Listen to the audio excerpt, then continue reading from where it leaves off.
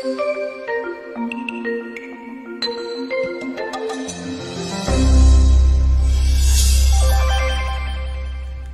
and fewer men are looking to get married these days. The Pew Research Institute recently found that the number of men ages 18 to 34 saying that having a successful marriage is one of the most important things dropped from 35% to 29% since 1997.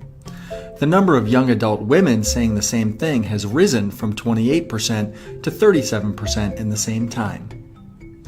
This statistic made me wonder why so many guys out there are saying they don't want to get married.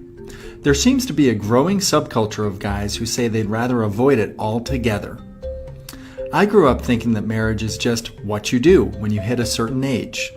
Now I'm questioning it. Why do we get married? Where did the tradition come from? And what are the pros and cons? This video will aim to answer these questions and see how marriage fits into modern-day culture. But first, let's take a quick look at the history of marriage. The first humans, who lived about 5 million years ago, had very little use for marriage. Using the behavior of bonobos as the basis for how early humans would have behaved, it is presumed that early males and females had sex with many partners.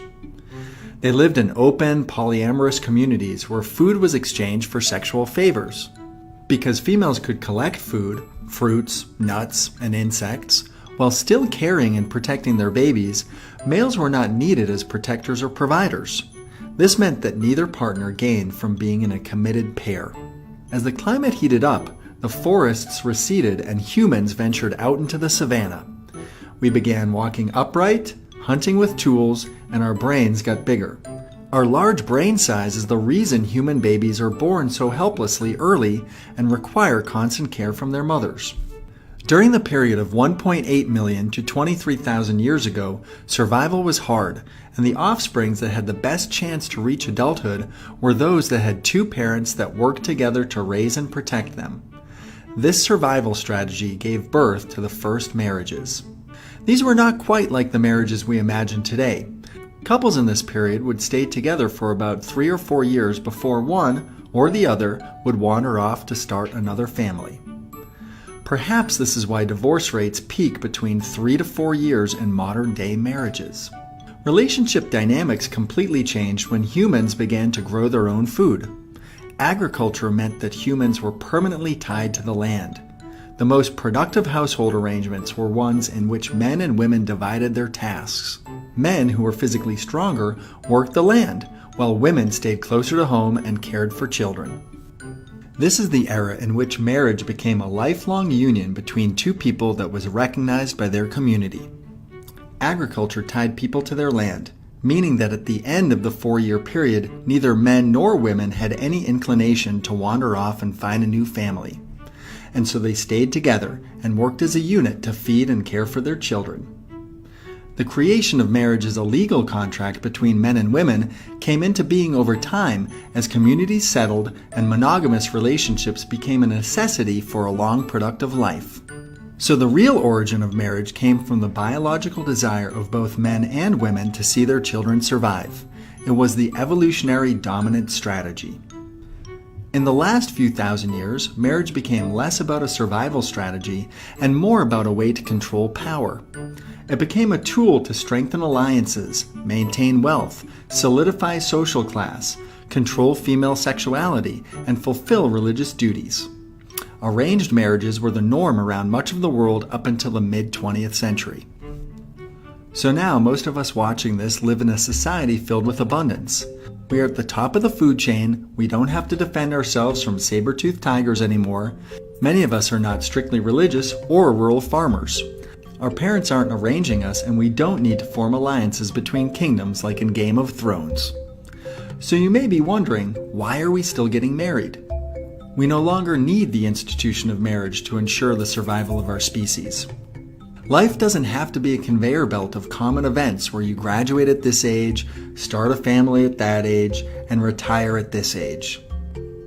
These are ideas that many millennials are discovering, and is a primary cause of the steady decline in new marriages each year, about 5%. It's beginning to be seen by many as an outdated, restricting institution that's simply not worth it. People keep getting married at older ages. In the 1960s, over half of Americans under 30 were married. The average age of marriage for a woman was about 20, and the average age for men was 23. Today, only 20% of people under 30 are married, and the average age for women is 26 and a half, and for men is nearly 29. So let's take a look at some of the pros and cons of modern-day marriage. First, the pros. Marriage is the ultimate showcase of commitment, an unbreakable love bond through sickness and health.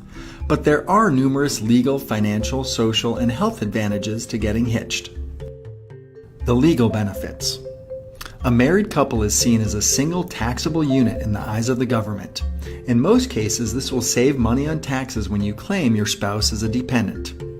There are estate planning benefits, including inheritance rights. Government benefits in receiving Social Security, Medicare, and disability benefits for your spouse. Employment benefits, such as obtaining health insurance through your spouse's employer, and the right to take medical leave to care for a spouse who becomes ill. Decision-making benefits, including the right to make medical decisions if your spouse is incapacitated. Consumer benefits, such as family rates for health, homeowners, auto, and other types of insurance. Financial benefits. A 2005 study at The Ohio State University found that after getting married, people saw a sharp increase in their level of wealth. After 10 years of marriage, the couples reported an average net worth of around $43,000. Single people at the same age had a net worth of only $11,000. However, people who got divorced were worse off than any other group. After a divorce, the average man was left with $8,500 in assets, while the average divorced woman had only $3,400. Health benefits. Research has continued to show that married people live longer. The stability of a long marriage can act as a support structure throughout life. When one spouse is weak, the other gives care. Happily wedded patients who undergo major surgery are more than 3 times as likely to still be alive 15 years later when compared to their unmarried counterparts. There are also many perceived social benefits. Married people appear to be more stable, committed, and reliable. Having a long-standing marriage shows the world that at least someone can tolerate you. In the history of America, there have only been 2 unmarried presidents. The last one was Grover Cleveland in 1886, and he got married shortly into his first term. So a successful marriage can certainly lead to a happy, healthy, long life. Now, here are some of the cons. Let's start with the wedding. Sure, they're fun, and we all like cake, but the average wedding costs about $30,000. Over a third of married couples go into debt to pay off the big day, and half of those newlyweds are still paying the tab 5 years later. Chances are, by the time you're finished paying off your wedding, it will be time to start paying for your divorce. Roughly half of all marriages in the U.S. end in divorce. This is another big reason millennials don't see the value in marriage anymore. Why start something if it's probably going to fail? Much of the millennial generation grew up with single or divorced parents. Their entire youth was back and forth between bickering parents, overhearing never-ending conversations of legal disputes and custody battles. Another huge factor contributing to men's disinterest in marriage is the fact that marriage isn't what it used to be. 100 years ago, having a wife meant having someone who would raise your kids, clean your house, and cook your meals. This may not be an ideal dynamic for everyone, but men used to have much to gain from getting married. Now there are more women than men in the workforce, and more women than men have college degrees. Much like the bonobos, many women today no longer need a man to provide for them, and they're not interested in being a homemaker. There seems to be a direct correlation between the liberation of women and the decline in men seeking marriage. In areas where women are highly educated and career-oriented, the marriage rates are the lowest.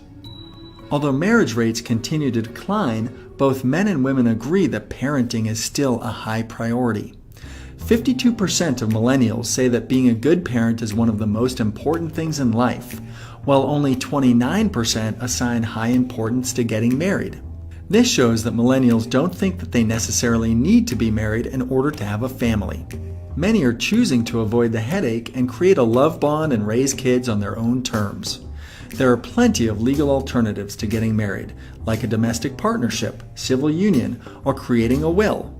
The truth is, you can have just about all the benefits of marriage without actually getting married. You can have a lifelong partner who supports your goals. You can have a soulmate. You can have a family, a shared home, financial wealth, and good health without the state-mandated license. So maybe those bonobos had it right all along. Do your own research.